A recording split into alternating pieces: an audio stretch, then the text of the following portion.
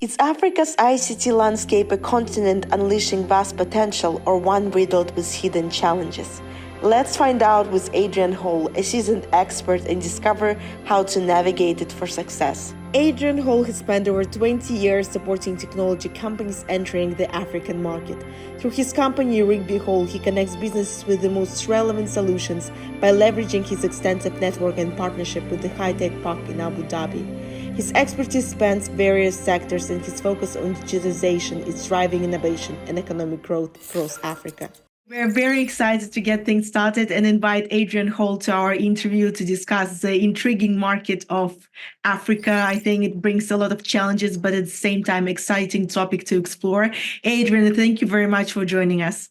Thank you, Tatiana. Nice to meet you, and thank you for inviting me to speak to you today. We have 6 questions for you, so please just pick any number, and we will start with this question. Let's start with number 1. What drew you to the African ICT sector initially, and how has your experience been over the past 2 decades? And I think, first of all, it's important to actually explain what ICT is. Of course. So ICT stands for Information and Communication Technologies. So it's what evolved from telecoms in the old days, where telecoms was the only form of communications, and now it's information communication technologies. So it incorporates the internet, it incorporates many other services over which you can communicate and connect and collaborate with people. And I think that's a good starting point for me to explain how I came to looking at technology and ICT in Africa, because that really started 20 years ago.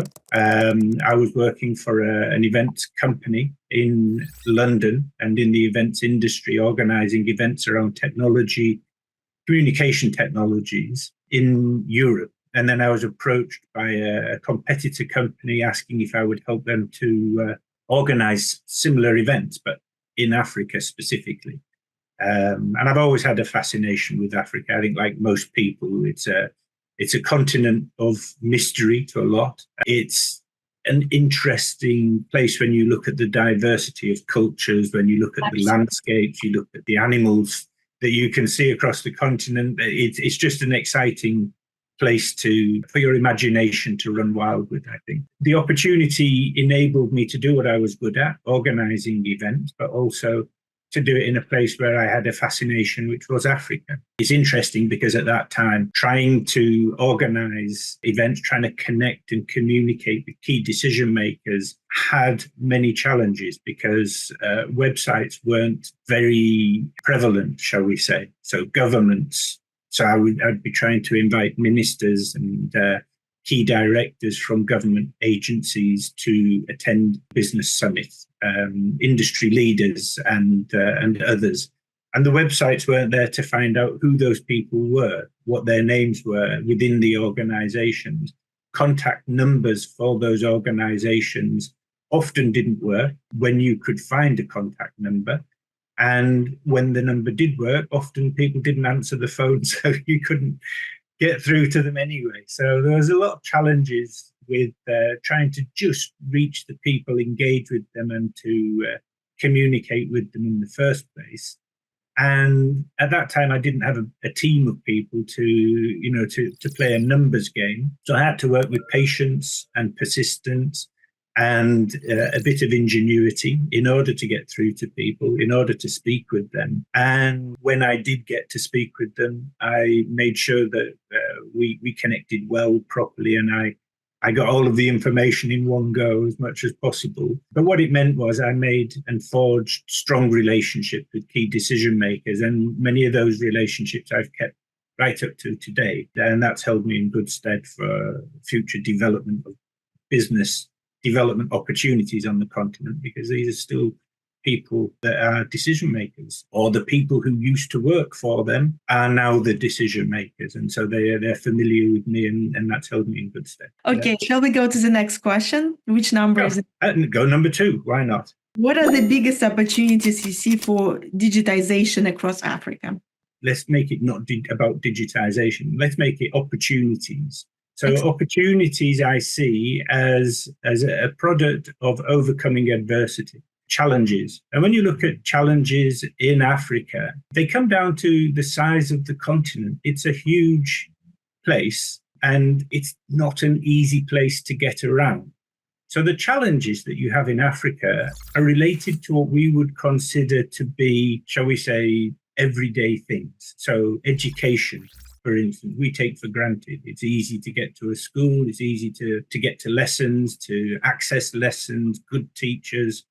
It's easy to get to a hospital in most cases, or a clinic, or, so healthcare, another basic, normal, everyday thing that you would do. Accessing a bank, going to, financial access to money. These things we take for granted. In Africa, they don't take them for granted. If you're in a village, which is, 20 miles away from the nearest school, kids walk that distance on a day-to-day basis to get to a school. When they get there, the teacher might not be there, or the quality of the teaching, with the best will in the world, might not be the best, because you have what is available. So the teacher that can make it to that school is as good a teacher as you're going to get. The healthcare is down to what's available when you access the healthcare centre, if there is a healthcare worker available. So addressing those challenges, technology creates a huge leap in opportunity, and providing technologies that will enable you to access leading educators from a central location over an internet connection, accessing healthcare via AI, which is developed by the inputs from leading healthcare providers digitally, wherever you happen to be, able to access via a simple connection at a remote healthcare center, where you would never have a quality healthcare worker able to go and visit all of those healthcare centers. Financial inclusion has been a huge thing in Africa, and having access to finance, being able to pay for things over your mobile phone, is a huge difference to having to walk 10 miles to go to a bank and pick cash where you can then spend it. It's such a huge enabler of development in Africa. And there's many examples of how technology really does have a dramatic impact on the quality of lives of the people. And technology is an enabler. It's there to make things easier, make things better. And it needs to be applied as such. Technology for the sake of it, it's not as valuable as technology designed for a specific use case where there is a problem and it addresses that problem, or where it even not necessarily fixes a problem, but creates a better way of life, better in terms of connecting families that are in remote villages, miles away from each other, and no way to get to each other. Straight away, people can start to communicate with their relatives again. They can engage with like-minded groups. Farmers can engage with marketplaces. They can see, instead of getting their horse and cart and paddling along for 10 miles to a market where actually there's no use for their product, or where a better market would give them a better price for their product, they can do that online. They can access that. Weather and what's happening, what's going to happen with weather patterns. There's so many things that can benefit from technology.